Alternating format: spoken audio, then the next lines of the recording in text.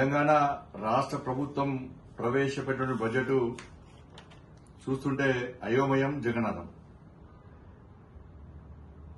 తెలంగాణ రాష్ట్ర ఉప ముఖ్యమంత్రి గారు, రాష్ట్ర ఆర్థిక శాఖ మంత్రి గారైనటువంటి శ్రీ బట్టి విక్రమార్క గారు ఈరోజు శాసనసభలో ప్రవేశపెట్టింది బడ్జెటా, అప్పుల పత్రమా స్పష్టం చేయాల్సిన అవసరం ఉంది. 6 గ్యారెంటీలు ఆగమైపోయినాయి. చేతల ప్రభుత్వం అని చెప్పిన కాంగ్రెస్ ప్రభుత్వం చేతెత్తేసింది. కనీసం 6 గ్యారెంటీలకు ఈ బడ్జెట్ లో ప్రత్యేక నిధులు కేటాయించినటువంటి దాఖలాలు లేవు. మన అప్పులున్నాయని చెప్పి ఎన్నికల సందర్భంగా మీరు చెప్పారు. తెలంగాణ రాష్ట్రం కేసీఆర్ అనే మూర్ఖుల వల్ల, మూర్ఖత్వం వల్ల తెలంగాణ రాష్ట్రం అప్పుల పాలైందని చెప్పి తెలంగాణ ప్రజలకు తెలుసు, మాకు తెలుసు, మీకు తెలుసు.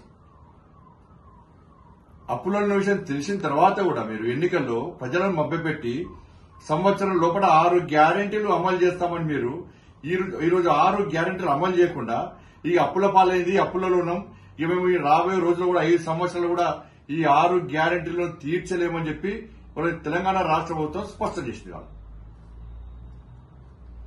వాళ్ళ మూసీ రివర్ ఫ్రంట్ 1.5 లక్షల కోట్లతో మూసీ రివర్ ఫ్రంట్ నిర్మిస్తామన్నటువంటి కాంగ్రెస్ పార్టీ ప్రభుత్వం కేవలం 1500 కోట్ల రూపాయలు కేటాయించి ఇలా ఏ విధంగా మూసీ నది రివర్ ఫ్రంట్ ను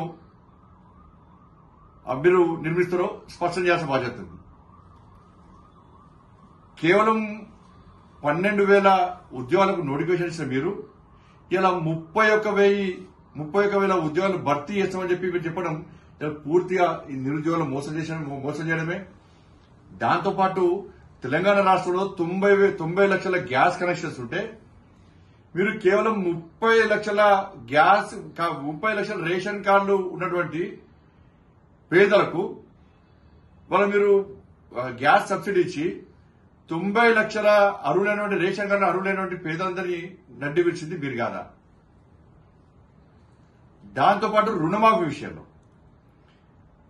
రుణమాఫీ వల్ల రైతులు నష్టపోయారని మీరు చెప్పారు. వాస్తవం కేసీఆర్ మూర్ఖత్వంగా ₹1,00,000 రుణమాఫీ చేస్తానని చెప్పి కేసీఆర్ ఇలా రుణమాఫీ చేయకపోవడం వలన రైతులు ఇబ్బంది పడ్డారు. మరి మీరేం చేయాలి? ఇప్పుడు రైతులను ఈ విధంగా నష్టాలు నూపుతారా?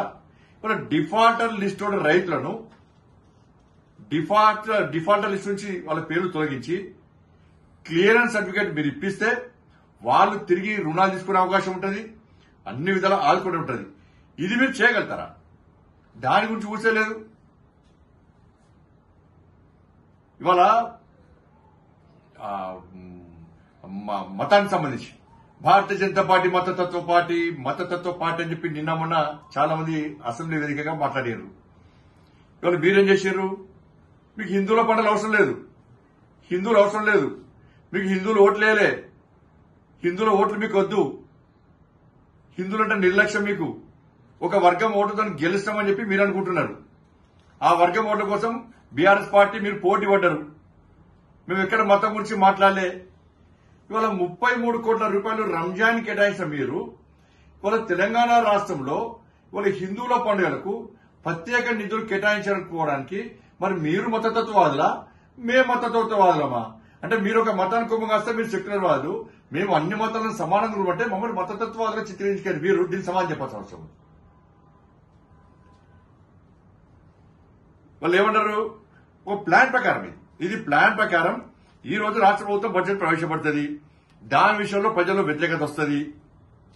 కాబట్టి ఏం చేయాలి? ముందే కేంద్రాన్ని బదనాం చేయాలని చెప్పి అసెంబ్లీలో ప్రత్యేక చర్చ పెట్టి రాష్ట్ర ప్రజల కూడా అయోమయం సృష్టించిన మీరు ఈరోజు చెప్పండి, మరి మీ బడ్జెట్ లోపల జిల్లాల పేర్ల ప్రస్తావన లేదు, 119 నియోజకవర్గాల ప్రస్తావన లేదు. మరి అవన్నీ ఏంటి? వాటి గాడిద గుడ్డ. చెప్పండి, ఆ రాష్ట్రం ఇవాళ చెప్పండి, దానికి సమాధానం చెప్పాల్సిన అవసరం ఉంది. వాళ్ళ పూర్తిగా ఈ బడ్జెట్ 64+8 గాడిద గుడ్డ, ఇంకొక గుడ్డో మీరు చెప్పాలి. 6 గ్యారెంటీలు ప్లస్ బడ్జెట్ గాడిద గుడ్డ, ఏ గుడ్డు పట్టుకొని తిరుగుతారో మీరు ప్రజలు తిరగాలి. కాబట్టి ఇవాళ త్రిపులాలకు కానీ ఇంద్రమ్మ ఇండ్లకు కానీ కేంద్ర ప్రభుత్వం నిధులు ఇస్తుందా లేదా స్పష్టం చేయండి. కేంద్ర ప్రభుత్వ సంక్షేమ పథకాల విషయంలో రాష్ట్ర ముఖ్యమంత్రి గారితో పాటు నరేంద్ర మోడీ గారి ఫోటో లేకుంటే ఎట్టి బస్సులో ఈసారి దాన్ని ఒప్పుకునే ప్రసక్తి లేదు. ఇవాళ మేము అభివృద్ధికి సహకరించి సిద్ధంగా ఉన్నాం. 5 సంవత్సరాలు ఎక్కడ సంవత్సరం లోపల ఇది అమలు చేస్తాం అది అమలు చేస్తాం ఇక్కడ గ్యారంటీ ఇవ్వలే. 5 సంవత్సరాలు మాకు అవకాశం ఉంది. తప్పకుండా తెలంగాణ రాష్ట్ర అభివృద్ధికి కట్టుబడి ఉన్నాం మేము. మీరు గత ప్రభుత్వం లెక్కనే ఇలా కేంద్ర ప్రభుత్వాన్ని తిట్టి దూరమయ్యే ప్రయత్నం చేస్తే అది మీకు నష్టం. తెలంగాణ రాష్ట్ర అభివృద్ధికి కట్టుబడి మేము ఉన్నాం. తప్పకుండా సహకరిస్తాం. కాబట్టి ఈ బడ్జెట్ విషయంలో రాష్ట్ర ప్రజలు ఆలోచించాలి. ఇది గాడిద గుడ్డ ఏం గుడ్డో కాంగ్రెస్ పార్టీ నాకు స్పష్టం చేయాలి.